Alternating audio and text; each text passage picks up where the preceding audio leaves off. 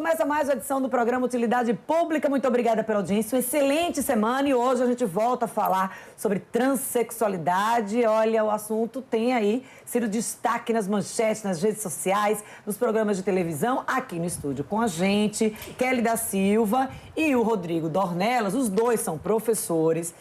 São fonoaudiólogos, são idealizadores do ambulatório trans que fica em Lagarto, e o Rodrigo é coordenador. E, claro, todas as segundas, Patrícia Pinati, nossa psicóloga psicanalista. Eu queria trazer, na prática, o dia a dia do ambulatório. Sim. Como é que surgiu essa ideia de vocês montarem esse ambulatório? Se esse ambulatório é o único do Estado?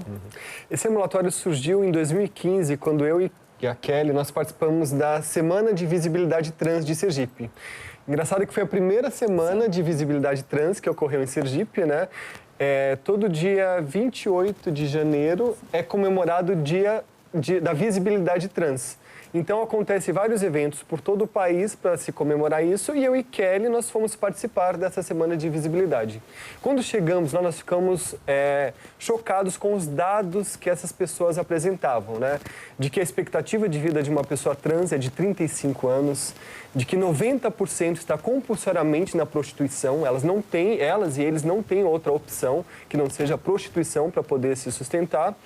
E dentre outros dados muito alarmantes. Dados todos que vão na contramão da realidade, né? Da a gente está falando de uma expectativa baixíssima de vida, quando aí o IBGE traz a cada ano o aumento da expectativa de vida. Sim. E é bem interessante isso, né? Porque a expectativa de vida é de 75 anos do brasileiro e de uma pessoa trans de 35 anos. Então tem um gap gigantesco, né?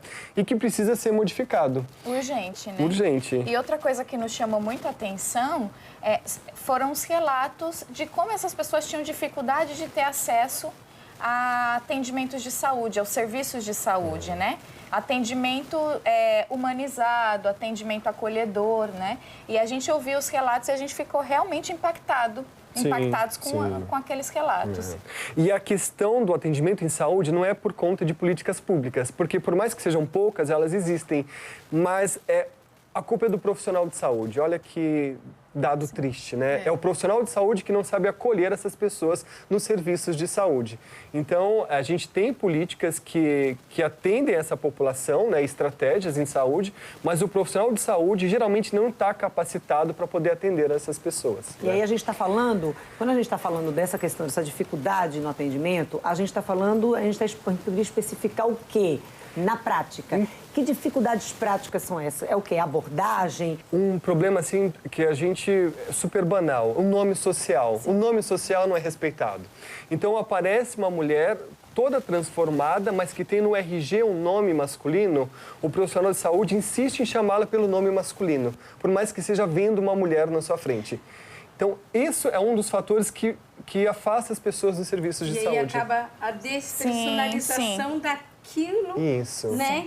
Que a pessoa está querendo ser reconhecida, você despersonaliza ali, né? No nome. Sim, uma coisa muito simples, né? Uma coisa muito simples. E que existem portarias que regulamentam isso, né? E mesmo assim não são cumpridas, muitas vezes nas práticas. E mesmo o processo de colocar o nome social no cartão do SUS é um processo muito simples, né? E que muitos serviços de saúde desconhecem essa forma, né? Essa é uma dúvida comum quando eles chegam lá, por exemplo, essa questão do nome? Porque a gente está citando aqui como uma questão básica, mas às vezes... Pessoas, por exemplo, que já estão completamente transformadas, sejam pessoas que nasceram do sexo feminino, mas se veem do sexo masculino, ou vice-versa, às vezes não tem essa informação. A gente já poderia trazer essa dica, já que vocês trabalham com isso? A gente já pode utilizar o espaço para orientar mais pessoas? Sim, perfeitamente. E aí eu fico muito emocionado com isso, porque as pessoas chegam no ambulatório dizendo o nome de registro. Aí eu falo, não, a gente não quer saber o nome de registro. E a gente, de fato, não quer saber, Não quer saber. Não interessa, né? Estão tão acostumados a serem maltratados. E aí traz, não, é o seu nome social. E as pessoas já abrem aquele sorrisão, né? Nossa, aqui eu sou respeitado e sou acolhido. Então, são coisas básicas, pequenas, mas que fazem toda a diferença, né? Você ter o seu nome social respeitado, a sua identidade de gênero. E isso a gente preza no ambulatório. Então, só retomando um pouco a história, aí em 2015, em janeiro, a gente participou da Semana de Visibilidade Trans. E aí, em outubro, a gente começou um atendimento fonoaudiológico para tratar das questões de voz dessa população. A voz é uma demanda muito grande dessas pessoas, assim, né? né? É o cartão de visita à qualidade vocal. Então, se ela não está representando o gênero com o qual você se identifica, isso é um grande problema. E a gente começou a fazer oficinas e atendimentos específicos para cuidar das questões de voz. Aos poucos, esses atendimentos eles foram se ampliando e hoje a gente conta com mais de 16 profissionais de saúde atendendo a essa população. Um relato que é muito recorrente é de que essas pessoas deixam de procurar os serviços públicos de saúde porque temem sofrer transfobia, né? Então, elas deixam de ir, então tem relatos de pessoas que ficam com dor em casa ou passando mal, mas sabem que quando chegar nesse serviço, ela não vai ser acolhida ou ele não vai ser acolhido.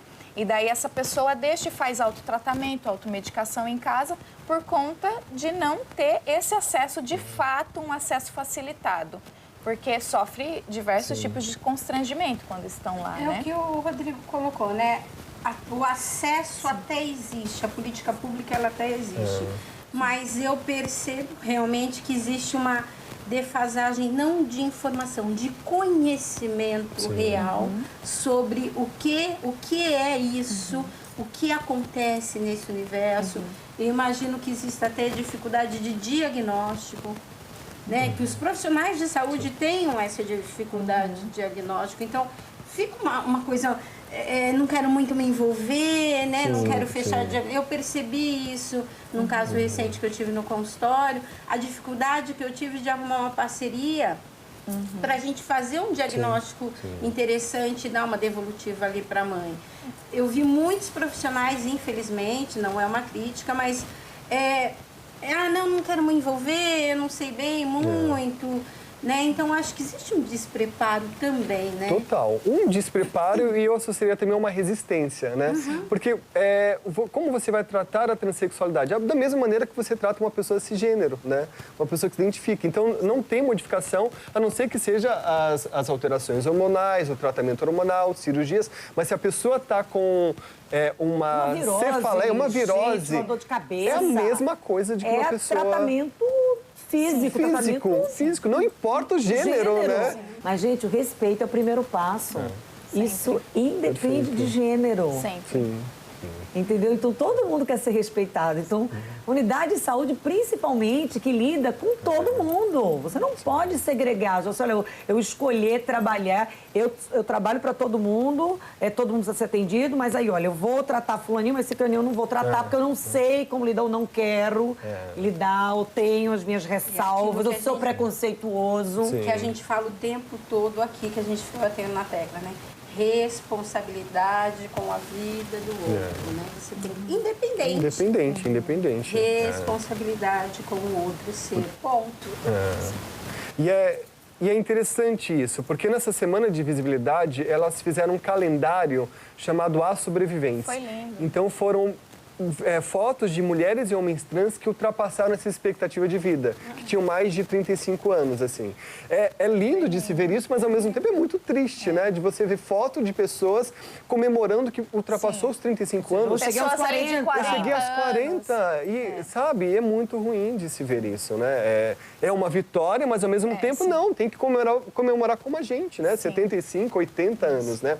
E esse é um dos objetivos do nosso ambulatório. A gente não quer seguir esse marco, né, esse índice nacional. A gente quer que as pessoas vivam com essa expectativa de vida, até mais do que essa expectativa de vida. Vivam bem, com qualidade de vida, tenham acesso a serviços de saúde e não na perspectiva da despatologização também, né? Isso é um assunto que a gente vai tratar. A gente já tratou esse assunto, a gente vai tratar, porque as pessoas precisam parar de especificar, de taxar, de rotular transexualidade como uma patologia. Daqui a pouco a gente vai retomar o nosso bate-papo, a gente vai correndo, a gente precisa de intervalo, mas a gente volta já 2 minutos.